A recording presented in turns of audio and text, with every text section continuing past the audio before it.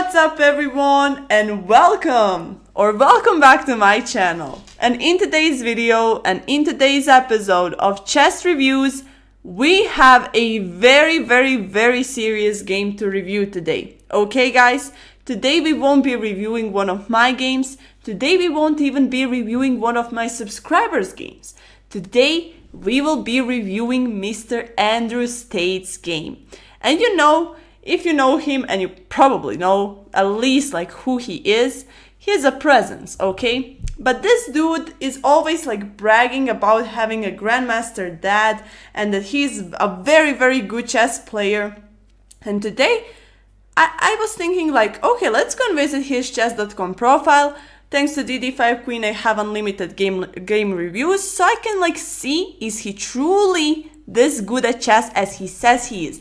Because in one of his videos, he says that he's 1800 rated and he's a very good chess player, very strong, you know, and he just knows what he's doing. He's a very confident man. And today, I turned on game review on one of his games. This was the first game review that I turned on his profile. And when I saw one of these moves, I was just shocked, because even me as a 400 rated person would have seen this coming, but Mr. Andrew Tate was just lost in this position. Okay guys, so that's why I'm questioning, is he truly this good as he says that he is? Or is he just over exaggerating so that we think that he's amazing, but in reality he's just a normal intermediate player? So let's get straight into this. Okay guys, let's start. So Mr. Andrew Tate is playing with the white pieces. His username is playing to win. And he here played against somebody called Black Knight 1305, and they were both rated 1500 at this point. Mr. Andrew Tate has 81.1 accuracy, his opponent has 81.5, which is not a big difference, and they're both like equalish according to accuracy. But look what happens, look in what way Mr. Andrew Tate ended this game. It's crazy. By the way, 0 brilliant, 0 great moves from both players. So here I already agree with Mr. Andrew Tate. He goes with d4 and I really like that. His opponent is responding with e6, and me as a d4 player, whenever I see my opponent responding like this, I know that I'm going to win, and I usually do. He goes for the Queen's Gambit, which is something that I'm very fond of, so good job Mr. Tate. And here his opponent goes c5, challenging his d-pawn. Mr. Tate goes with another book move, which is d5. He is now challenging this pawn on e6, and nothing crazy is happening yet. This opponent takes, Andrew Tate takes back, and this is just what happens. It's nothing extraordinary. They're still both playing with only their pawns. Opponent goes d6, which is another book move. We have a lot of book moves here. We then have e4, which is a strong play from Mr. Tate, because, I don't know, he's fighting for the center, he's playing like very nicely so far, and nothing is crazy happening here yet. Okay guys, but just wait. Just wait. I know that I'm 400 elo rated, but I do not care. If I see somebody making obvious mistakes, I'm going to point them out and I'm going to laugh, because if I laugh at my own mistakes, I can laugh at other people's mistakes as well. So this opponent goes knight e7, which is a good move. He develops his knight, even though I don't know why not go here, because with this move you're blocking your bishop, which is not something that you want to do so early on. But fine, it's his preference, he's 1500, not me, so I guess that he knows what he's doing.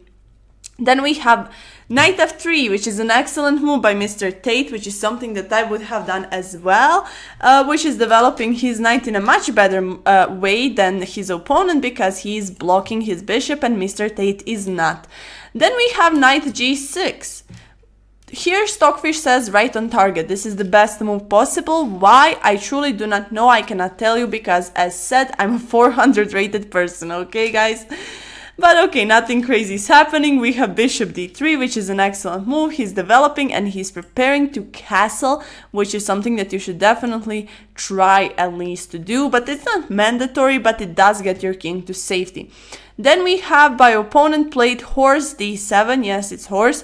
And they say that this is great, excellent move, because, not great, it's just excellent, because it develops a knight of its starting square, and it's nothing special happening. Still nothing is under attack, still no pressure, still no, I don't know, gambits or whatever. No attacks here, just both players purely developing their pieces, and that is it. So this game is honestly, in my opinion, kind of boring, as so far.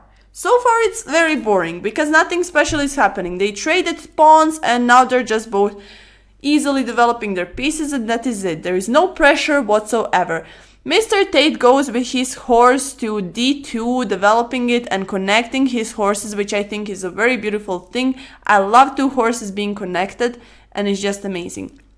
Then we have played by the opponent this horse to what is this, e5, and he's now trying to exchange either a bishop for either a horse for a bishop or horse for a horse.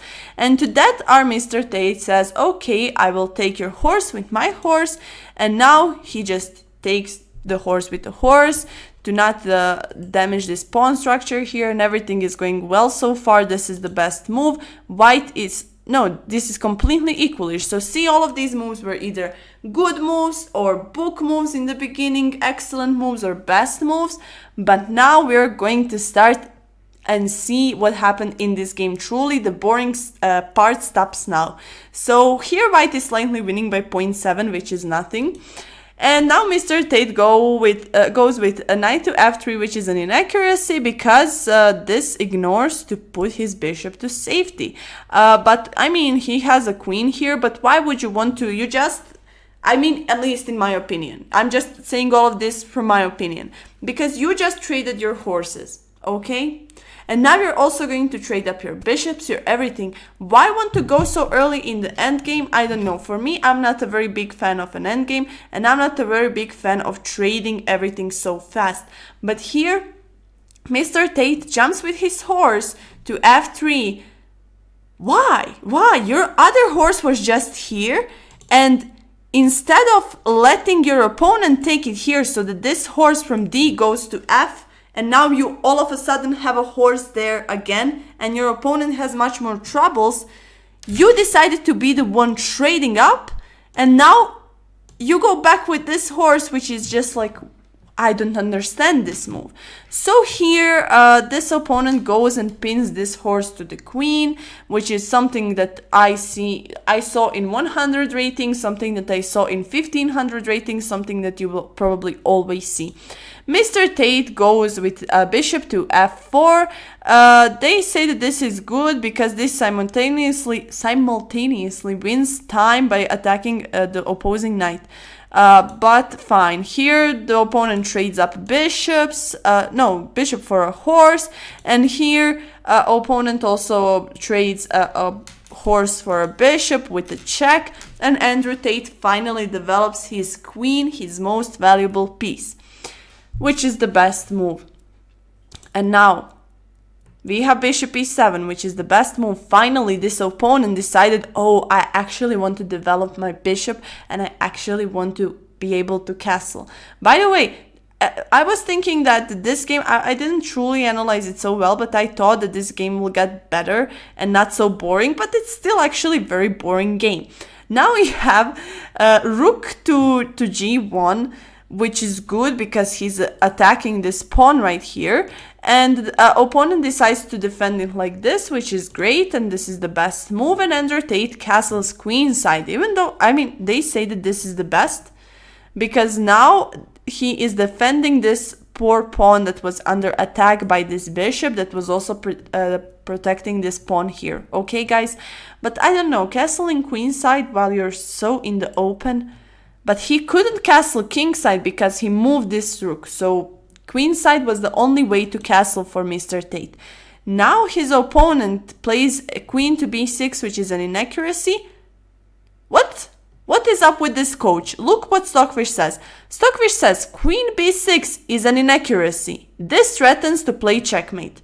Then how is it an inaccuracy if you're literally threatening to end the game and play checkmate? What? What? Okay, sometimes Stockfish is on drugs, but we will just let him do it because it's very hard to be the best chess player in the world among humans, bots, and everyone. So, okay, we have to let him lose a bit. So here, opponent does this, threatening to take this pawn, and that is literally game over, okay? But Mr. Tate here, our top G, defends himself like this with the rook, which is great. This is a good move. And now his opponent does this. And that was a mistake because I think, in my opinion, I would have just taken this, right? Because what else could you have done? Let's see. No. So instead of taking, he moves here, doing absolutely nothing. But the best move would be to take it. I'm a 400 ELO player and I would have done the best move. But Mr. Tate, who is bragging so much about being 1800, does not take it. Why? What are you afraid of? Okay, I don't know. He now goes here for no reason at all. You defended yourself from a mate, so I don't know what is the deal here, but fine, Mr. Tate. You're the top G, so I shouldn't really doubt you. We have castling played by the opponent, which is a mistake, because this ignores a better way. I'm just reading this because I don't know this by myself. This ignores a better way to develop a rook off its starting square. This permits the opponent to create a passed pawn. So wait, what? He wants to trade queens, let's see. But the best move for black would have been this, rook to c8. Okay, guys. But I guess that the bot here wants Andrew Tate to take this pawn, and then they have to either take the queen and then trade queens, and then you're attacking the rook. Arrows are not ever working on my side. Or if you just take the pawn, then I don't know. And you don't want to, the opponent doesn't want to trade, they move somewhere else, I guess. But fine, that did not happen. Now Mr. Tate goes like this. I mean, okay, this overlooks a better way to create a passed pawn, which is true. But like, you had this pawn. You could have easily just taken it, it would have been fine. But now you did all of this work to put your queen here and to connect it with this bishop, just so that this bishop can take this and attack this rook that can easily just move away. Now we have this best move played by the opponent of Andrew Tate, attacking this rook, and now the best move played by Mr. Andrew, he takes this. And now look at this. This game, guys, is about to be over. And the beginning was very slow, very boring in my opinion. Not much threats, not much attacks, not much pressure was happening. From 1500 players, I would expect more, but they were kind of scared to play each other, I guess. Even though Andrew is always like bragging how he's very tough, he's the top G, he's this, he's that. But he's just afraid to take a free pawn from his opponent. That's what I see. So for me, I don't know. It's kind of just like big talk, no action.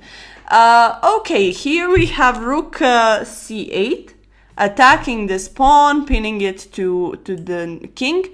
And I mean, it's fine. Mr. Tate defends himself like this, which is an excellent move. And you know, it's now this pawn is not under that threat. But look what happens. We have a5, they say black was worse off, but now they're completely in a losing position. And Mr. Andrew Tate is +2, he's winning by 2.9, which is almost up a horse. And I don't understand how you as a 1500, almost 16, cannot win this type of position.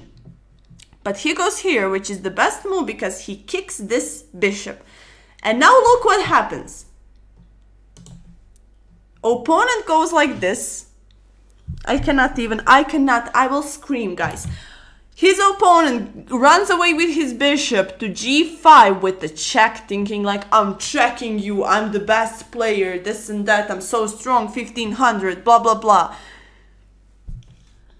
And Mr. Andrew Tate has put this rook here, what, 15 moves ago? And okay, I understand that it's very hard to remember all of your pieces, especially if you moved them 15 moves ago. But you can take your time. You have 3.5 minutes on your clock. Mr. Andrew Tate. I hope you're watching this video because 400 rated person is about to teach you something.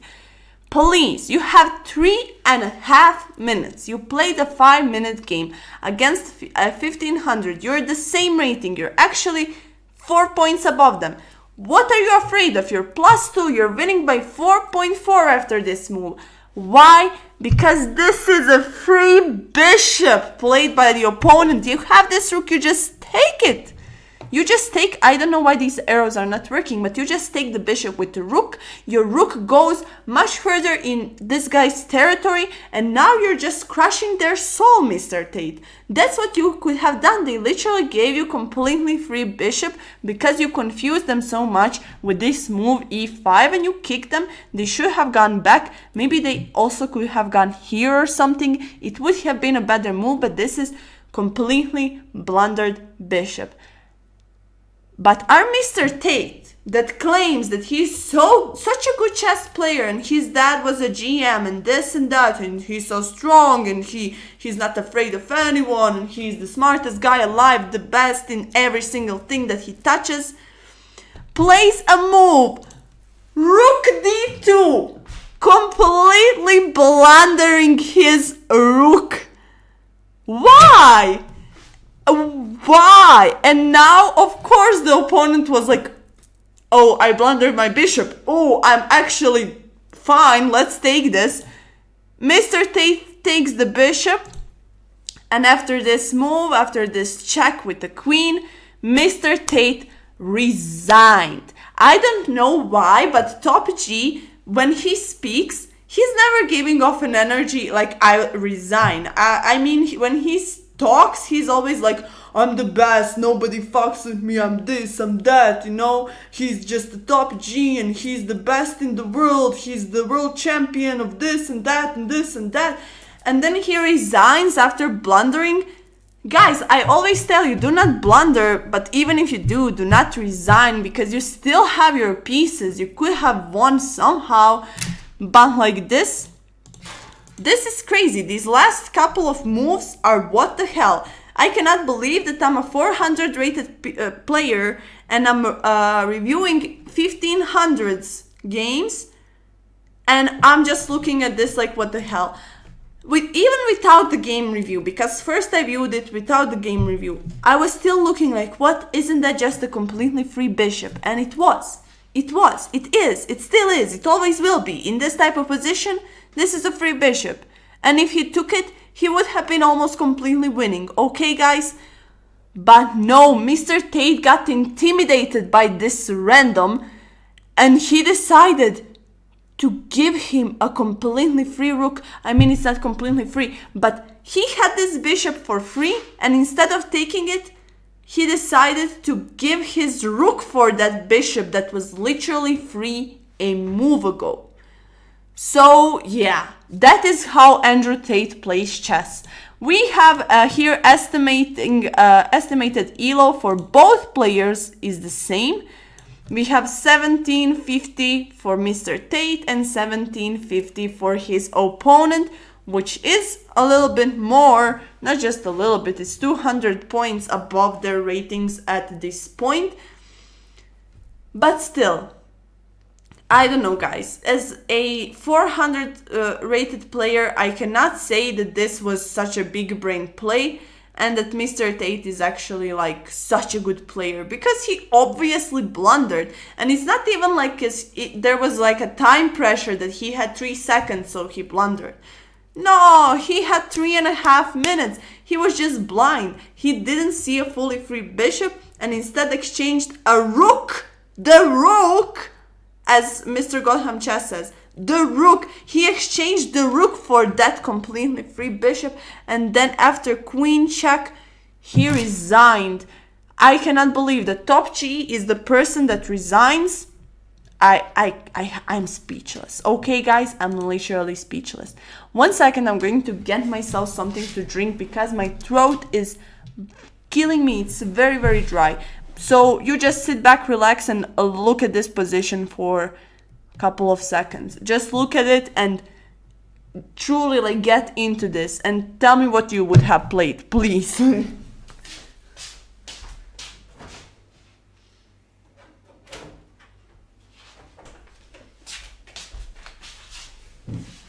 I cannot believe this.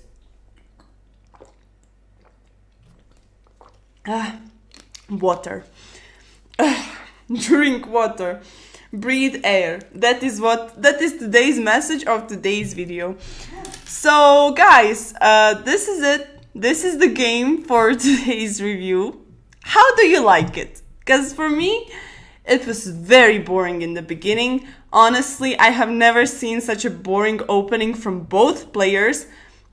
There was no excitement, no craziness, nothing. I mean, I'm used to craziness in 400 elo, and I know that in higher ratings it's just going to be more book moves and more like stable or something, but still, zero pressure, zero attacks, zero like gambits or whatever. No, nothing happened. It was just I develop a piece, then I let you develop a piece, then I develop my piece, and it was all too safe.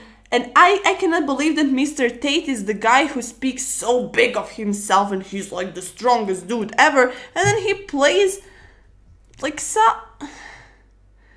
I don't even want to finish a sentence. Like, I don't know. His gameplay is not so aggressive as I expected it to be. Okay, guys? But still, respect for him.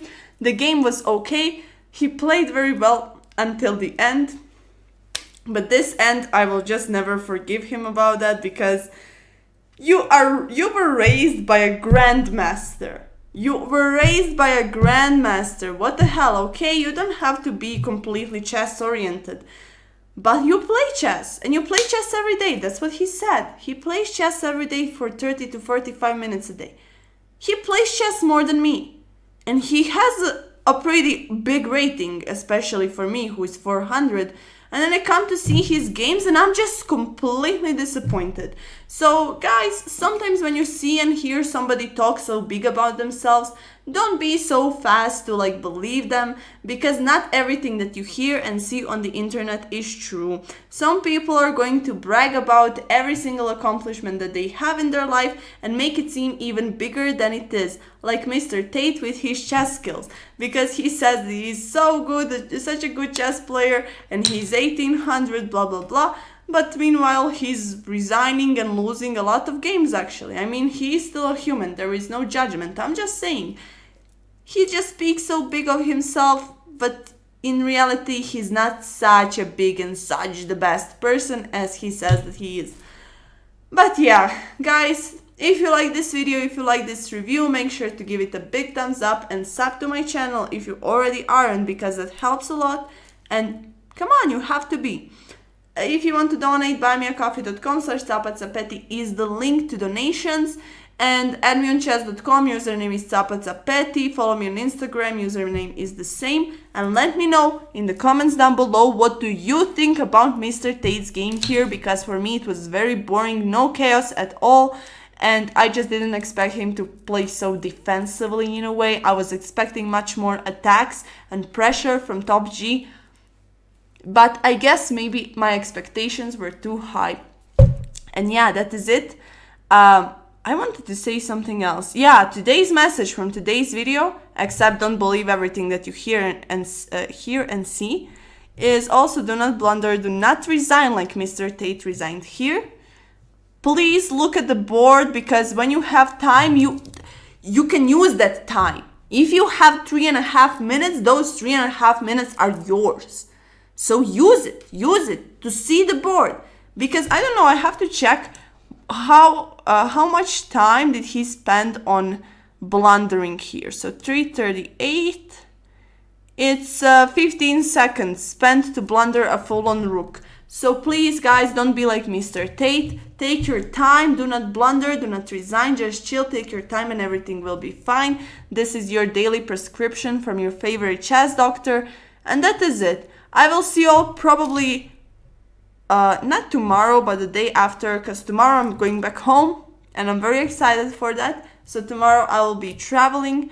So yeah, see you in a couple of days. Till then, good luck, rest well, love ya, thank you all for support, and that is it. Thank you and bye bye, bye bye bye bye, bye bye bye bye, bye.